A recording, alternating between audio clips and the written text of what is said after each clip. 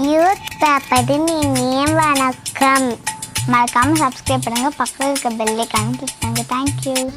திருச்சிற்றம்பலம். சிதம்பரம் வெங்கடேச தீட்சிதர்.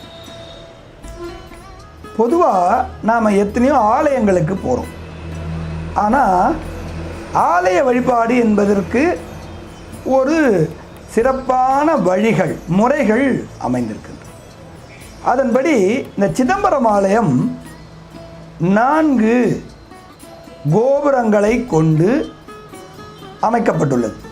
இந்த 4 கோபுரங்களிலும் நால்வர் என்று அழைக்கப்படுகிற அப்பர், சுந்தரர், சம்பந்தர், மாணிக்கவாசகர் என்று அப்பர் என்றாலும் நாவுக்கரசர் என்றாலும் ஒருவர் தான்.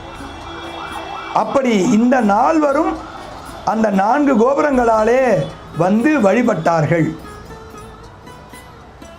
தெற்கு கோபுரம் வழியாக ஞானசம்பந்தரும், மேற்கு கோபுரம் வழியாக நாவுக்கரசரும், வடக்கு கோபுரம் வழியாக சுந்தரமூர்த்தி நாயனாரும், கிழக்கு கோபுரம் வழியாக மாணிக்கவாசகரும் வழிபட்ட இந்த ஆலயத்தினுடைய வழிபாடு நமக்கெல்லாம் மேன்மையை தர வேண்டும். அப்படி என்றால் அவர்கள் சென்ற வழியிலேயே சென்று இறைவனை வழிபாடு செய்வது. அதன்படி 4 கோபுரங்களும் எல்லா நேரங்களிலும், வழிபாட்டு நேரங்களிலும் திறந்தே இருக்கும். நீங்கள் உங்களுடைய வசதிக்கேற்ப எந்த கோபுரத்திலே நுழைந்தாலும் அந்த கோபுரம் எந்த நாயன்மார் நுழைந்த வழி என்பதை நினைவில் கொள்ள வேண்டும். அதிலிருந்து நுழைந்து ஒவ்வொரு கோபுரங்களுக்கு அருகிலேயும் பற்பல ஆலயங்கள் அமைந்திருக்கின்றன. இருப்பினும் நாம் கிழக்கு கோபுரத்தின் வழியாக செல்வதை ஒரு வழியாக பார்ப்போம். இந்த கிழக்கு கோபுரம் என்பது நடராஜர் ஆண்டுதோறும் திருத்தேர் விழாவிற்கு வரக்கூடிய நிகழ்வு இந்த கிழக்கு கோபுரம் வழியாக, கிழக்கு கோபுரத்தினுடைய பக்கத்திலே அமைந்திருக்கக்கூடிய ஒரு விட்டவாசல் என்கிற பகுதி வழியாக வழிபாடு செய்யப்படுகிறது. அதன்படி நடராஜர் வரக்கூடிய ஒரு பகுதியாக இருப்பதால் நாம் கிழக்கு கோபுரம் வழியாக ஆலயத்தை எப்படி என்று தரிசிக்கப் போகிறோம் என்று நாம் பார்ப்போம். அதிலே முதலாவதாக நாம் கிழக்கு கோபுரத்தை வணங்கி நம்முடைய முன்னோர்கள் ஆலயம் தொழுவது சாலவும் நன்று என்று பாடியிருக்கிறார்கள். அப்படி என்றால் கோபுரத்தை கண்டவுடன் வணங்க வேண்டும். அது எந்த கோபுரமாக இருந்தாலும். அதன்படி கிழக்கு கோபுரத்தை வணங்கி தெற்கு பிரகாரம் சென்றால் அங்கே தெற்கு கோபுரத்தினுடைய அருகிலே மகா நந்தி அமைந்திருக்கிறது. அதை வழிபட்டு நேராக முக்குருணி விநாயகர் என்று மிக சிறப்பானதொரு வானலாவி நிற்கக்கூடிய ஒரு உருவத்தை கொண்ட மகா கணபதியை வணங்குகிறோம். அதை தொடர்ந்து மேற்கு கோபுரத்தை வணங்குகிறோம். அதை வணங்கி கொண்டு அங்கே கற்பக விநாயகர், செல்வ முத்துக்குமார சுவாமி என்று விநாயகர், முருகனை வணங்கி மீனாட்சி சுந்தரேஸ்வரர் ஆலயத்தை வழிபட்டு சிவகங்கையை தரிசனம் செய்து சிவகாம சுந்தரி அம்பாள் ஞான சக்தியாக அருள் செய்யக்கூடிய திருக்காம கோட்டம் என்று சிவனுக்கு எப்படி நடராஜருக்கு வழிபாடுகளும் ஆலயங்களும் சிறப்பாக அமைந்திருக்கிறதோ அதுபோல சக்திக்கு என்று ஞான சக்தி ஆலயம், சிவகாம சுந்தரி அம்பாள் ஆலயம் கொடி மரத்துடன் 10 நாட்கள் விசேஷமான ஐப்பசி பூர உற்சவத்துடன் நடைபெறக்கூடிய அந்த ஆலயத்திலே ஞான சக்தியை வணங்குகிறோம். அதை தொடர்ந்து வடக்கு கோபுரத்துக்கு அருகிலே அமைந்திருக்கக்கூடிய பாண்டியநாயகம் சுப்பிரமணிய சுவாமியை வணங்குகிறோம். அதை தொடர்ந்து நாம் எல்லாம் இங்கே இயங்கிக் கொண்டிருக்கக்கூடிய, நம்மை இயக்கிக் கொண்டிருக்கக்கூடிய நவக்கிரகங்கள் பூஜை செய்த நவலிங்கத்தை வணங்குகிறோம். தொடர்ந்து கிழக்கு வாசல் வழியாக ஆலயத்தினுடைய உள் அமைப்பிற்குள் நுழைந்து அங்கே பொற்சபையினுடைய காட்சி நமக்கு கிடைக்கும். அந்த பொற்சபையை வணங்கி முன்னதாக கொடிமரம் வழியாக நடராஜ பெருமானுடைய சந்நிதிக்கும் கோவிந்தராஜ பெருமானுடைய சந்நிதிக்கும் மையத்திலே நடுவிலே கமலம் அமைந்திருக்கிற அந்த கமலத்திலே நின்று வலது கண்ணால் பார்த்தால் சிவனுடைய ஆனந்த தாண்டவம் தரிசனம் பண்ணும். இடது கண்ணால் மகாவிஷ்ணு கோவிந்தராஜரை தரிசனம் செய்கிறோம். நடராஜரை வழிபட்டு வலமாக வந்து பொற்கூரையை தரிசனம் செய்கிறோம். பொற்கூரை நாம் முன்னர் சொன்னது போல பொன்னம்பலம் என்று அழைக்கப்படுகிறது. ஒரு மனிதனுடைய உருவ அமைப்பை கொண்டு செய்யப்பட்டிருக்கிறது. 9 துவாரங்கள் மனிதனுக்கு இருக்கிறது. அங்கே 9 சக்திகளாக கலசங்கள் அமைந்திருக்கின்றன. இது வடநாட்டிலே இருக்கக்கூடிய கைலாய மலைக்கு சமமாக அமைந்திருக்கிறது. அந்த கைலாய மலையும் இந்த சிதம்பரத்தில் இருக்கிற அந்த பொற்கூரையும் வெவ்வேறு இல்லை. அதற்கும் இதற்கும் ஒரே ஒரு வித்தியாசம், அது இயற்கையாக இருக்கிறது, இது செயற்கையாக இருக்கிறது. அந்த சபையிலே ஆனந்த நடராஜரும் சிவகாமசுந்தரி அம்பாளும் அருள் செய்து கொண்டிருக்கிறார்கள். இந்த ஆலயத்தினுடைய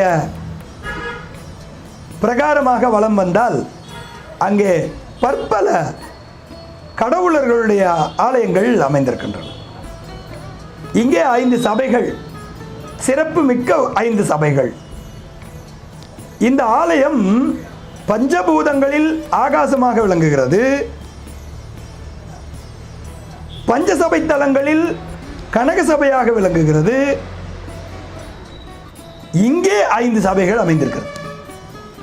அதன்படி நடராஜருடைய இருப்பிடம் சிற்சபை என்று அழைக்கப்படுகிறது. அதற்கு எதிராக 6 கால வழிபாடானது நடராஜருக்கு 4 கால அபிஷேகங்களும் 4 தினம் நடராஜருடைய அபிஷேகமும் தினமும் 6 கால ஸ்படிகலிங்க அபிஷேகமும் ரத்ன சபாபதி அபிஷேகமும் நடைபெறக்கூடிய ஒரு சபை எதிரம்பலம் என்கிற பெயரிலே கனக சபை என்று அழைக்கப்படுகிறது. ஆக இது 2வது சபை. நடராஜர் இருக்கிறது சித் சபை. அதற்கு முன்னதாக இருக்கக்கூடிய அமைப்பு நந்திகேஸ்வரர் அருள் செய்து கொண்டிருக்கக்கூடிய இடம் கனக சபை. அதற்கு எதிராக தங்க கொடிமரம் அமைந்திருக்கிறது. அந்த கொடிமரத்திற்கு அருகிலேயே நடன சபை அமைந்திருக்கிறது. இந்த நடன சபையிலே காளியும் நடராஜரும் நடனமாடிய இடம். அங்கே ஒரு போட்டி நடைபெறுகிறது. நடராஜர் வெற்றி பெறுகிறார். அங்கே ஊர்துவ தாண்டவம் ஆடிக்கொண்டிருக்கிறார். இங்கே நடனம் செய்த காளி ஊர் எல்லையிலே தில்லை காளியாக வழிபடப்பட்டு கொண்டிருக்கிறார். அப்படி இங்கே நடன சபையை தரிசிக்கிறோம். பிரகாரமாக வலம் வரும் பொழுது அங்கே தேவசபை. தேவசபை என்றால் அங்கே உற்சவ மூர்த்திகள் நமக்கு அருள் செய்து கொண்டிருக்கிறார். இந்த சபை என்றாலே அங்கே நடராஜருடைய ஒரு இருப்பிடம் என்று பொருள். எல்லா ஆலயங்களிலேயும் சபாபதி மண்டபம் என்கிற பெயரிலே ஒரு சபை அமைந்திருக்கிறது. இங்கே ஆலயமே சபையாக அமைந்திருக்கிறது. அப்படி இந்த தேவ சபையை உற்சவ மூர்த்திகள் உற்சவ காலங்களில் வழிபாடு செய்யக்கூடிய அந்த உற்சவ மூர்த்திகள் தேவசபையிலே அருள் செய்து கொண்டிருக்கிறார். அதை வழிபட்டு மறுமுறை நாம் 21 படி என்று ஒரு மையமான ஒரு இடம் இருக்கிறது. அந்த படியிலே தான் முன்னர் நுழைந்தோம். இப்பொழுது அதன் வழியாக வெளியிலே செல்கிறோம். இந்த 21 படிக்கு ஒரு தனி வரலாறே உண்டு. இந்த 21 என்ற எண்ணிக்கை வேதங்களில் சொல்லப்பட்டுள்ளது. ஒரு பெண்ணை கன்னிகாதானம் செய்து கொடுத்தல் என்று ஒரு நிகழ்வு. அது அந்த கன்னிகாதானம் என்பது ஒரு பெண் பூப்படைவதற்கு முன்னதாக இன்னொரு ஆணுக்கு தானம் செய்தல்.